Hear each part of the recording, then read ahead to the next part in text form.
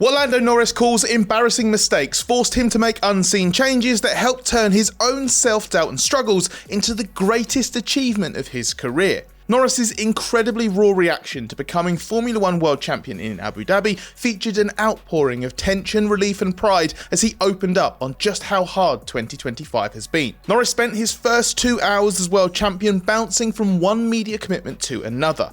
He was afforded the briefest of celebrations with his nearest and dearest and a podium appearance in between his first TV interviews, then did the lengthy rounds with all the waiting broadcasters in the media pen before heading to the press conference for a solo appearance with written media, and then finally a sit-down interview for F1's own channels. But even though he was being pulled from pillar to post for so long, Norris had so much to get off his chest that the fizz of joy and pride, the moments his breath caught in his own throat, and the incisive self-criticism that makes him a unique world champion was somehow sustained from start to finish.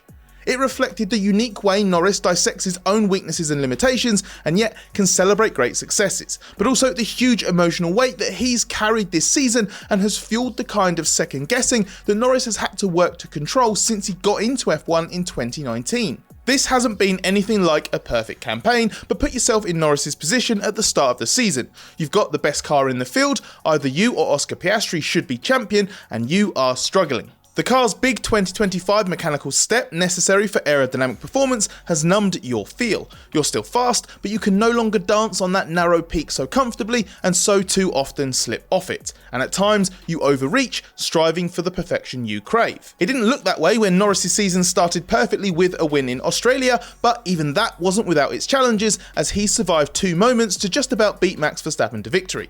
And then the first third of the year developed a common theme. Norris kept making mistakes. Some little, like qualifying errors in China, Bahrain and Canada that hurt his results there, and some big, like crashing in Saudi Arabia qualifying or driving into the back of Piastri in Canada. He admits it was not the most impressive start to the year and he made some bad judgments. There's some moments where he wishes he could go back and change because he embarrassed himself. This has led to criticisms of his mental frailty and perceived psychological weakness early in the year. Was he too soft, not ruthless enough, too willing to admit to weaknesses? Norris has asked himself similar questions at times. In his early years in F1, Norris talked of not being sure he deserved his place on the grid, or if he was really good enough. He has grown more comfortable in his own skin over time, and certainly rising to a level of being a regular race winner seemed to help. But fighting for a championship is another test entirely and demands a performance level and consistency the drivers aren't normally challenged by. Hence the doubts returned, especially as Piastri looked the most assured and was sometimes simply too fast for Norris to beat. The struggle for confidence was obvious, and in his darkest moments, as his big World Championship chance seemed to be slipping away, the doubts Norris even had about himself were turning into reality. But as a result, Norris is very proud that I've been able to prove myself wrong by turning all of that around to have the second half of the season he did. Today's video is brought to you by Rovo, your AI teammate from Atlassian. Rovo connects knowledge, people and workflows so teams can work smarter and move faster. It helps people find answers, make decisions and automate work securely and with context through search, chat, agents and studio. Rovo runs on the Teamwork Graph, Atlassian's intelligent layer that unifies data across all of your first and third-party apps so no knowledge gets left behind, and so you always get personalised AI insights from day one. And the best news? It's already built into Jira, Confluence and Jira Service Management paid subscriptions, so the power of Rovo is already at your fingertips.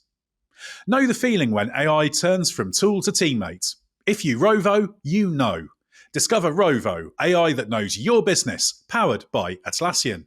Get started at ROV, as in victory, o.com today.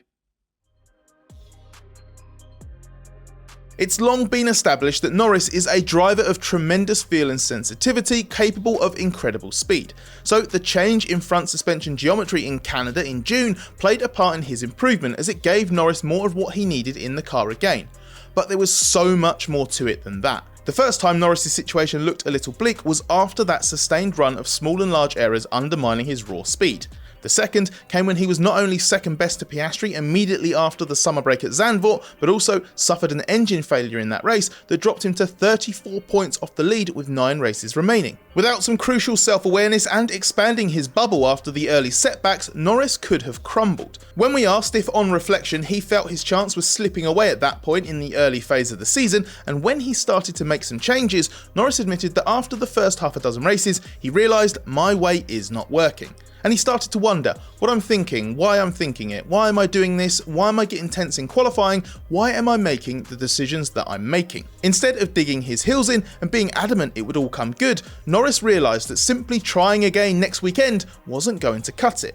This resulted in Norris going above and beyond in terms of expanding my group, that changed the way he worked off track and who he worked with. He surrounded himself with more people, which he describes as working with more professionals in different areas, but also changed his simulator routine and his trackside approach. And without the early struggles making him realise that he did need to do things differently to up his game, he suspects he would not have been world champion in the end. Norris characterises this as the struggles turned into strengths, and suspects he would not have caught on to what he needed to quickly enough if the early setbacks had happened at the end of the year instead. The way it really played out gave him the time to work out what was going wrong and still influence the outcome. Norris couldn't change the mistakes that had already been made, but the fact the vast majority of his self-inflicted losses came in the first half of the year and his most convincing run of form came in the second is testament to how he pulled things together much more effectively. And by the time he reached the high water mark of the season with back-to-back wins in Mexico and Brazil, Norris looked utterly in control. He still had his ups and downs, but he became better at dealing with them. That's what allowed him to recover from 34 points behind, never over-celebrating the successes or taking the failures as hard as he did earlier in the year.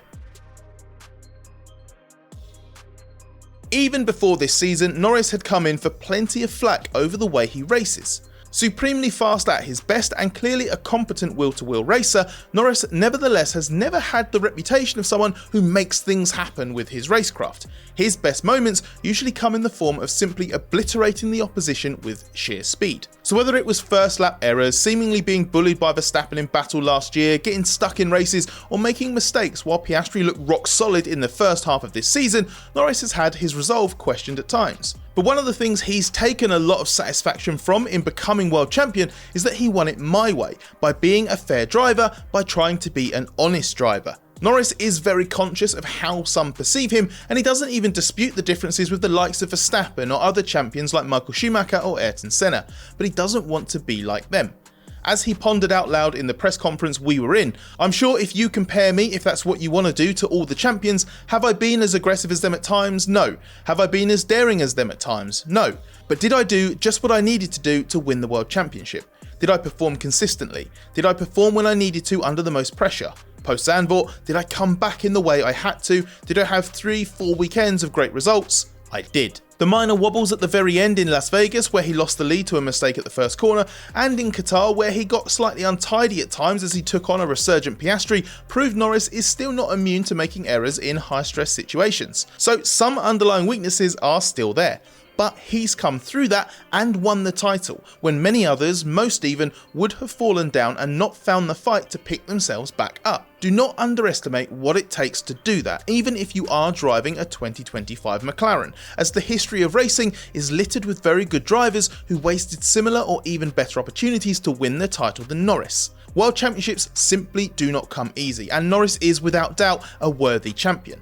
At the same time, that doesn't mean he's as good as he can be. So it's interesting to ponder what's next for Norris now he can be more secure in his place and abilities. Will he be a Jenson Button character, satisfied to have won one title and at ease with his standing in F1 as he racks up more wins but never another crown?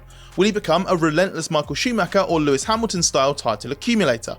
Is the motivation going to be as easy to come by at the start of the new season? Norris's next approach will reveal much, but right now even he doesn't know how becoming world champion will impact him as a driver. Whatever questions he does still have to answer, he's answered the big one. He's one of only 35 drivers to have won the World Championship in 3/4 of a century, an incredible achievement for any driver, whatever the circumstances.